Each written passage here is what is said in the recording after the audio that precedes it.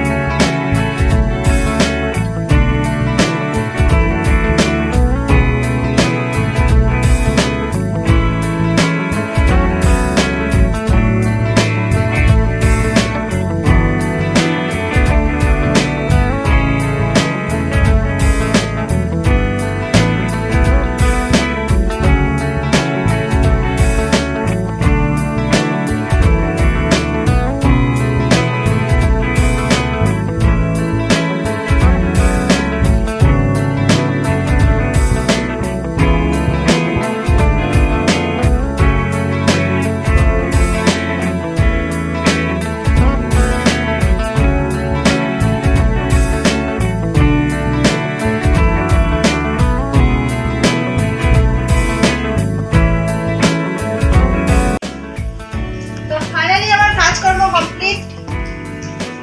সারা বাড়ির কাজ করে স্নান ধান করে এই মাত্র ঘরে এলাম। এখন বাজে 2টা। আজকে আমি রান্নাবাড়ি একদমই করি নাই, সকালে ব্রেকফাস্ট করেছি।